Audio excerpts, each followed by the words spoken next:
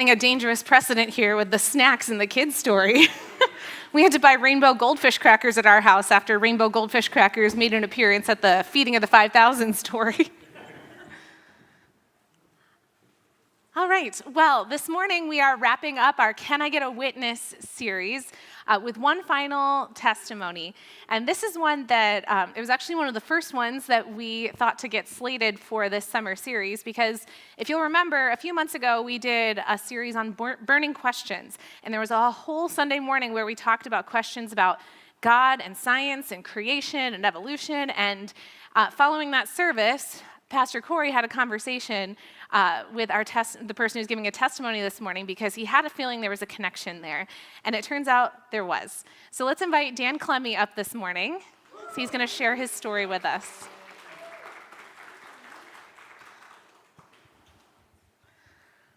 Welcome, Dan. That's turned on for you. Great. Thank you. All right. So let's just have you start by introducing yourself, name, family, job, interests, all of the relevant current information. Yeah, sure. My name's Dan Klemme. I've been married to my wife, Emily, back there for almost 12 years now. Congratulations. Yeah, thanks. We have two kids, Wesley and Brody. Wesley's 7 and Brody's 5. And then otherwise, besides that, we've got 2 dogs, 3 cats, somewhere like 15 to 20 chickens, I think, and this huge garden, all sorts of crazy stuff. Yeah, job-wise, I'm a research engineer at Seagate, so kind of my job right now is kind of like developing their laser platform that they use in their hard disk drives nowadays and kind of stabilizing it, but I'm also kind of helping to try to get into or launch some new research programs for them. And to kind of hit you with some buzzwords, maybe without going too deep into it, it'll be like atomic clocks on a chip, optoelectronic neuromorphic computing, optical gyroscopes, and yeah, one other that I forget, but I was going to say words that we all understand. Maybe you could let us know what your degree is in, and that'll help us understand that a little bit. Yeah, so I guess my undergrad degree was in math and physics at Bethel University, and then I went to grad school at University of Minnesota, where I got a PhD in electrical engineering, which had kind of a optics, photonics, and plasmonics emphasis on it, for as much as that means. Are you starting to get a feeling for why there was a connection between Dan's story and the message on creation, evolution, science, God? Yep, there's clearly a connection. All right, so how long have you been coming to Waite Park, and how did you start coming? Why have you stuck around? Fill us in on some of that. Yeah. There's kind of an interesting story there, actually. I mean, I've been at Waite Park. I was one of the youth group kids, I guess, since I was 14 or 15 years old or something, and then went away to college, and then I guess sometime after Wesley and Brody were born, we started coming back, I think, for 5-ish years now. It's a little hard to remember, but kind of the way that I started coming, or the initial connection, was actually Leah Sly. So her youngest son, Ben, was in the same soccer league as my younger brother, Matt. And when Carrie Jo and Jeff Kane moved around, they were another homeschool family, and they had a daughter, or Carrie Jo had a daughter, Rachel, who was about my age. So Leah kind of connected that and connected our families, because we lived really close together, actually. And then they kind of invited us to the youth group and started going there, and we kind of got them involved in like the homeschool co-op. I mean, I was homeschooled all the way through high school, and then a lot of those people started coming by as well. So that's how like people like the Yachts or the Dohanis, I think, even kind of got initially connected to, oddly enough. Yeah. All right. So you grew up in a church. You were in a committed, Jesus-loving Christian family. So what was it like for you growing up in the church? Yeah, I mean, I don't know. I guess when any kid grows up, it always feels normal. And I think it was pretty normal and good. I mean, we grew up going to church. I can remember we went to one called Fridley Covenant for a while growing up, and then we started kind of bouncing around for a little bit when I was pretty young, and then we settled on one called Christ Life Evangelical Church, which is part of the Evangelical Conference, just kind of a small little church, and my parents both still attend there. But yeah, I mean, otherwise it's definitely like church and youth group or kids programs and stuff were generally a part of life growing up, and just kind of the way that I grew up. I guess I'm sure plenty of people have similar experiences. Yeah. All right, so you are a scientist, clearly. Were you always interested in science? Yeah, I think so. mean, growing up and kind of being homeschooled, it was kind of like this. A lot of the philosophy behind it is called the Charlotte Mason education philosophy, oftentimes, which kind of tries to teach like a really wide variety of subjects in kind of a really deep, rich, interesting type of way where you're kind of putting it into your own words oftentimes. So I was really interested in just learning broadly in general, but science, I think, was always kind of one of my favorite things. And like, I mean, especially when I got to high school, senior year, I remembered like we had this kind of physics textbook, and I was kind of teaching myself that on my own. So I went through like this year-long curriculum in a semester so that I could pick up the advanced physics textbook the following semester and go through that. I said this to Dan, but as a person who really slogged through intro to physics in college, I like the fact that you did that all on your own in like half the amount of time is just, it speaks to how your mind is wired in a way that some of our minds are not quite so wired. Yeah, thanks. Yeah, I mean, yeah, I've really enjoyed all of that stuff. It's just something that I like it a lot at least. But I don't know, some of the thing that kind of drew me to physics in particular, I mean, we call it a lot of times the queen of the sciences. You could kind of think of, well, I don't know, sociology is applied psychology, which is applied biology, which is applied chemistry, which is applied physics, or something. So it's kind of like physics felt like kind of the fundamental thing, and if you could just learn enough physics, you'd understand how the world works, how everything came to be. And yeah, I guess even kind of one of the goals of physics maybe is like, can we come up with this model of particles, how reality works, with just a set of equations that maybe could fit on a t-shirt, and then from there, everything follows. And yeah, I guess nowadays, I think that point of view is a little bit naive, I guess. So I mean, if you call that reductionism, I guess is kind of the term for it probably, but now I kind of see like, there's not really a whole lot of meaning, I guess, in how that stuff is, or the thing that I'm interested in now is emergence or mesoscale, which kind of means in-between size. And maybe an example would be helpful if I could do a quick digression. Go for it. It will come back around, I think. But if you take like something like a melody, it's comprised of a bunch of notes that are in a certain order. But then there's kind of like this interesting thing that happens because you can kind of take those notes, you can play them a little bit slower, you could play them faster, you could play them louder or softer, it's still the same melody. You can play them on a guitar or a piano, you can sing them, you can even write them down on a piece of paper, and that melody is still kind of this pattern that exists. Or even beyond that, you can take the same notes and rearrange them, and then all of a sudden it's a different melody. So you can almost start to think like a melody has, or you could change the key of the melody, I guess, and it's different notes, but still the same melody, which makes it seem like a melody almost has not a whole lot to do with notes, even though it's created from them.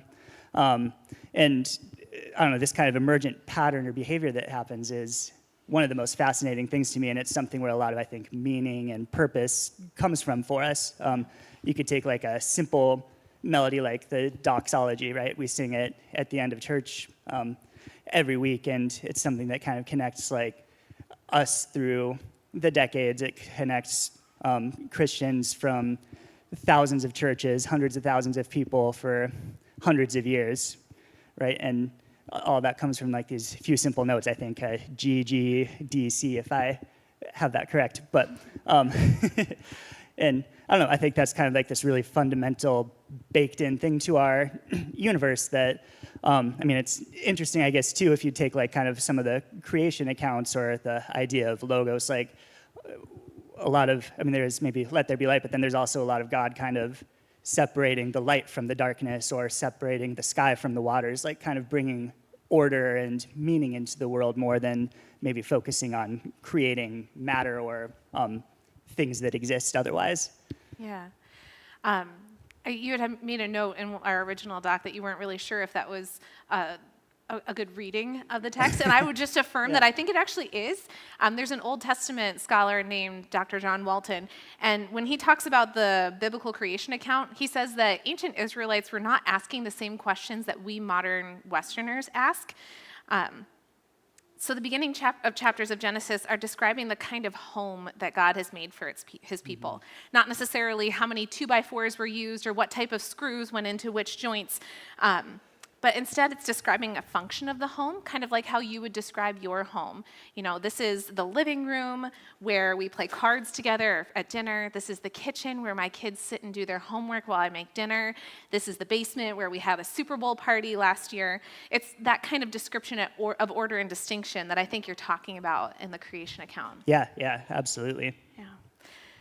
So, like I mentioned, several weeks ago when we did this series called Burning Questions, we talked about the Bible and evolution, and we talked about various Christian approaches. If you weren't here for that, you can look back at the Burning Questions series. But there were a number of different theories in there, and I know that a lot of homeschool groups would tend toward the young earth creationist camp. And a lot of science is bent toward proving why evolution isn't necessarily true in that kind of context. So was that the case for you? Do you remember a lot about your science education?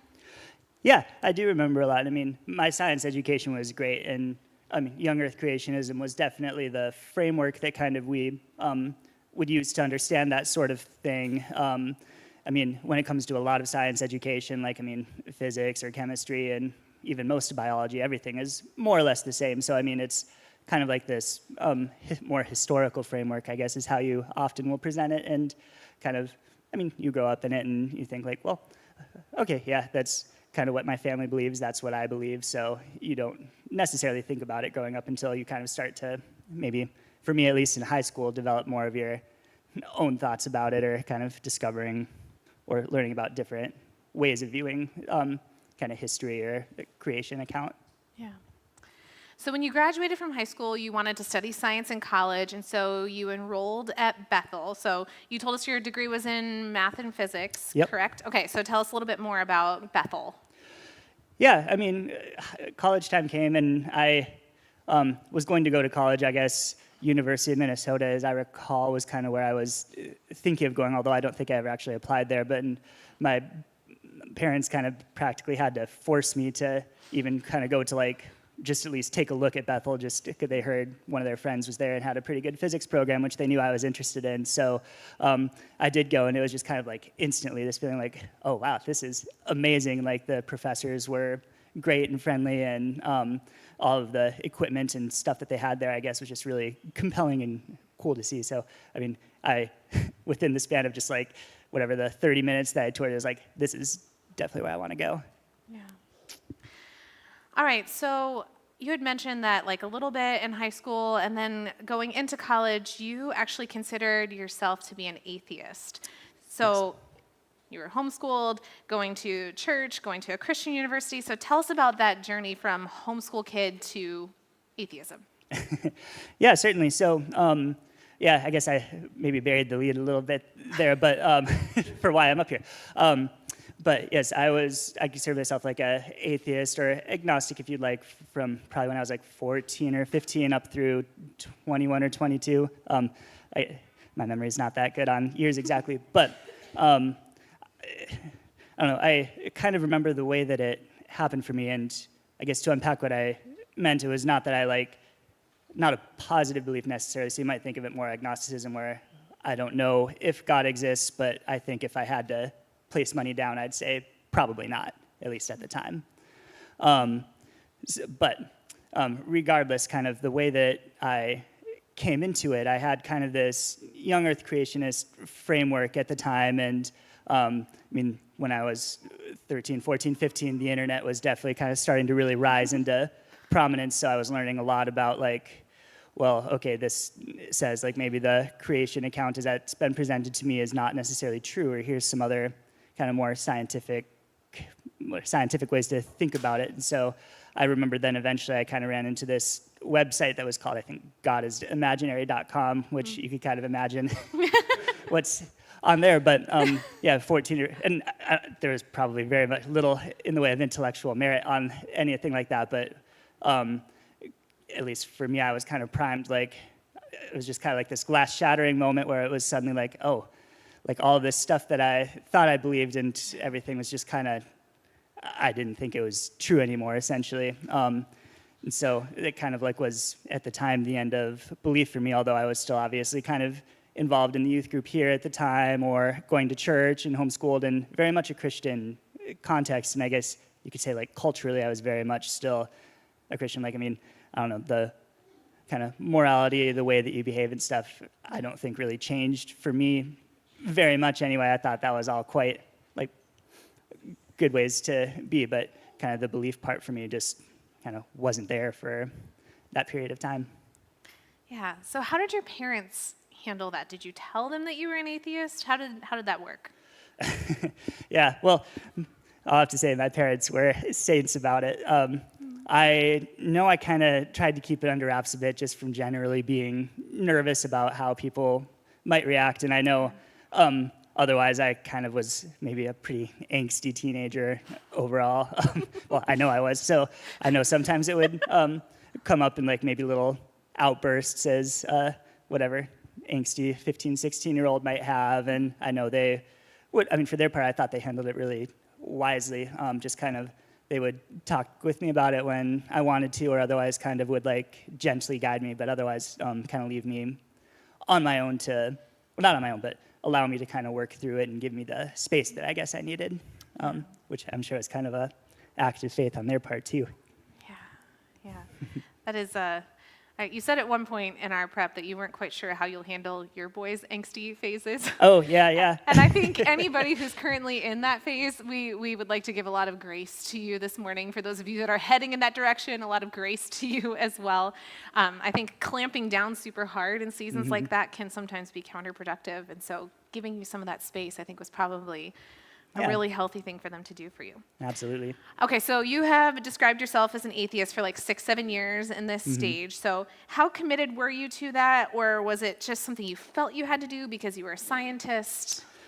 Yeah, I mean, for me, it was kind of like, I don't know, there was these things that I had kind of, I guess, found based my faith off of, like, well, okay, we know that God created the earth and there's all this evidence for it from whatever 6,000 years ago, and then therefore God exists and is real. But then when that, I guess you could call it a pillar of, what was a pillar of my faith kind of collapsed under me, then everything else came with it, which is, I think, what I think now is kind of a backwards way of putting it. But yeah, I mean, for the first little bit when I first kind of turned, it was definitely, it felt like a big deal to me, and it was, I guess, as one kind of does, as you get used to something, it just kind of becomes maybe more a background. I mean, it was never something that I, after a while, was kind of dwelling on constantly. It was just kind of like, yeah, I don't believe and I'm comfortable with that. And so that also maybe kind of led to not really re-examining it for quite a lot of years and just kind of, yeah, I'm Dan, I'm an atheist, I don't really believe God exists, but I don't think that's maybe the most interesting thing about me, is kind of how I thought about it. Sure. So when you started getting into science classes at college, did you find that like they didn't align with young earth creationism, or, you know, what was the feeling that you got in some of your college level science classes? Yeah, I mean, Bethel has definitely, or at least had a big spectrum, I assume they still do, of professors. I mean, there were some that would be kind of more the young earth creationist type in the science departments, some who are not, some who are like kind of more ambivalent about what they say because they maybe don't want to have that conversation or kind of put maybe a label on themselves about it.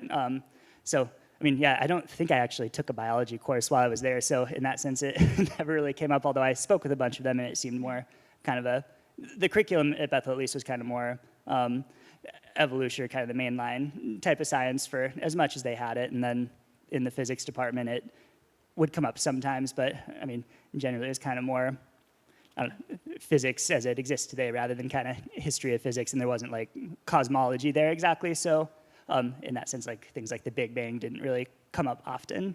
Yeah. All right. So let's start talking about your journey back to faith, which is different from what Corey was expecting when you guys first talked about it. So you met your wife, Emily, after college, and you shared with us that when you started dating, it was really important to her that she only date Christians, and that kind of started to make you think about faith again, which does not feel very scientific, but pretty compelling nonetheless. So how much of a role did your wife play in your return to Jesus? Quite a lot, actually. I mean, yeah. So yeah, we actually met my junior year of college, kind of just this like weekly meal that my dorm room and I would put on. But yeah, we kind of very quickly started dating, and I forget exactly when it came up, but I think I told her that I was not a Christian because I felt like, well, that feels like at least eventually something that's going to be important. And I mean, yeah, to her really big credit, I guess she kind of told me like, well, if we're going to have a future, I do need to be with a Christian man. And so I'm not going to like leave you or anything, but this is something that we have to work on. And that I think was kind of the thing that really got me like thinking about it again, because I mean, it just was something that was kind of in the background of my life at the time. Like, yeah, I guess Emily was really definitely like the reason that I kind of started to think about that sort of thing again, give it in kind of with a more mature lens, I guess, one that I developed over at least a few years in college. Not that it was a terribly mature point of view then probably either, but yeah, and then the other thing that really kind of like, I guess, knocked out the worldview that I had at the time, the atheistic worldview that is I had this summer internship between my junior and senior year, so right after Emily and I had met actually, and yeah, while I was there, like it was in Boulder, Colorado, with kind of this really cool research group, which I mean, some of those people will probably be famous someday, I think, not me, but it's Colorado at the time. It was kind of a novel thing. They had legal medical marijuana, so we went to a dispensary one night and got just like this kind of brownie that I tried. We all did, and then all of a sudden, at least for me, for whatever reason, I was just like completely dissociated for like the entire rest of the semester, like months and months. So it was kind of this feeling of like I could be having this conversation with you or with anybody. I'd speak, I'd immediately like have no idea what I just said, and then someone would respond to me, and like I couldn't remember what they said, but then I'd hear myself responding. So it was kind of like I was almost a passenger in my own body. Like, I don't know, and I was like kind of functional still, I guess. Like I was still like, then that whole semester at school, I was doing like real analysis, which is rigorous calculus, or abstract algebra, and I think quantum mechanics and laser physics or something were my two physics courses at the time. And like I was doing them, although I don't have like kind of the best conscious memory of them necessarily. So it's kind of just like this weird, like, I don't know, I felt like I had kind of ruined my life with that, essentially, just with all the anxiety and stuff. But it was kind of the first time in my life where it was kind of like my own abilities are just maybe not gonna cut it or have been kind of taken away, and something that I can't quite do on my own. So that was kind of like a humbling experience for me that I fortunately went away after a while. But yeah. Several months is a long time. Yeah, no kidding. Tell me about it. Yeah. So as you reflected on that experience, what was it about that experience that opened you up to faith again? Was it fear of the future, or questioning the nature of reality, or something else?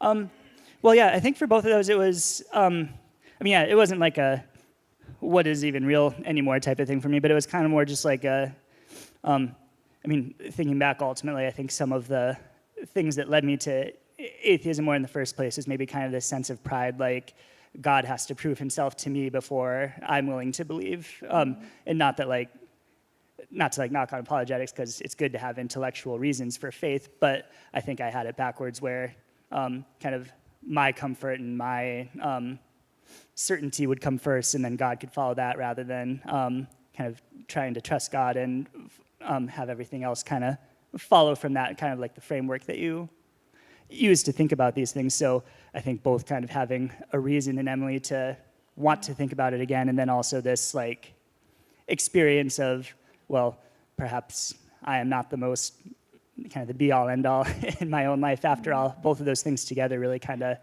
changed the way that I think about these things quite a lot. Yeah. So was there like a decision point for you when you decided, like, I do believe that God exists, I'm returning to the faith of my childhood, or did you just one day kind of realize that you actually did believe? Yeah, I mean, I don't remember kind of like a really specific decision point. I mean, I'd all along kind of been in the Christian culture and stuff, so in that sense, it's maybe kind of like, I don't know, you kind of drift one way or another, kind of, it felt like maybe a peeling back of layers. Like I had all these hang-ups about faith and things that I was, thought I believed and thought implied maybe that, well, because of this, God can't exist. And there's like, well, that's not necessarily true. God's big enough for quite a few things. So it was kind of like this long process, and I don't remember a specific point, but it was just kind of like a, yeah, you know, I do believe. And yeah, it all kind of came back fairly naturally from there, just from having grown up steeped in the church all along too. Yeah. Yeah. So, how have you been able to reconcile faith in the Bible with science, especially evolutionary science, which is like the foundation of a lot of science today? Is there a particular approach you had to take to do it, or do you feel like you have to resolve all of the questions that you have? Sure. Well, yeah, I definitely don't feel you have to resolve all the questions because I don't think you can. If you learn nothing from the Burning Questions series, that should probably be your takeaway. We just can't, and we're not going to get the answers to all of our questions. Yeah, definitely. That's, I think, a really wise approach. I mean, so, as I got older, I just got a whole lot more comfortable with ambiguity and not knowing everything, and I guess kind of this exercise in faith in general. And so, I think if you look at the world, there are a lot of reasons to think that there is a God out there, and even just kind of like this emergence or mesoscale type of thing, because coming back around, it is something that's kind of this incredible property of our universe, and there's not, I think, a good reason to think that that should exist if just the universe is just kind of random. There's all this meaning that's imbued into just about everything that you could think. And if you look at anything that stuff is there, like wherever a traffic jam isn't found in a car, but this pattern that's meaningful to us, this annoyance that we get every Monday morning during rush hour or something, and on and on. So, in that sense, the way that I kind of reconcile it, like a lot of the specific things that I believe are kind of maybe the facts haven't really changed, but the way that I think about those facts or the way that I put them together has changed a lot, and that's kind of where I guess the difference for me. So, nowadays, I guess if it's interesting anyway, I definitely do kind of think of the Genesis creation account in a little bit more metaphorical of terms, maybe a little bit more literal, and kind of this speaking order into creation, and kind of even I think that humans are kind of been given this divine gift where we can also, through God's power that he's given us, kind of create order out of the chaos of the world. And that's, like a lot of human societies and technology, things that we build all comes from that, I think. And that's a very cool thing. But generally, otherwise, I kind of treat it as a little bit more metaphorical. Yeah. Well, thank you, Dan, for sharing your story. I think we all need that kind of reminder yet again, that questions are not a threat to our faith. And in fact, they can draw us closer to God, as they did in your story. Yeah, definitely. Yeah. Well, thank you, Dan. Can you thank him together with me? You can go back to your seat. Well, as the worship team comes forward to close us, I wanted to take a moment to acknowledge that there are probably some people here in this room, or maybe even watching online, who are searching for truth. You might have a background where there's a lot of baggage, because certainty was the ultimate goal for you, and you either lost it or feel like you never found it in the first place. Maybe you don't have a background in the church, but you have been searching for truth for a really long time. Wherever you're coming from this morning, you may have heard Dan's story and sense that God is drawing you this morning. So if that is you, I want you to know that God sees your questions, and he wants to meet you with some answers, but mostly with his presence. So if you want to make a decision to enter into a relationship with Jesus today, I want to help you do that.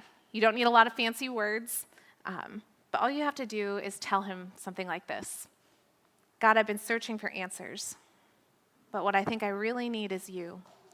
I want to begin a relationship with you and have you walk beside me through the journey of life. I want my life to be different, and I trust you to help me do that work.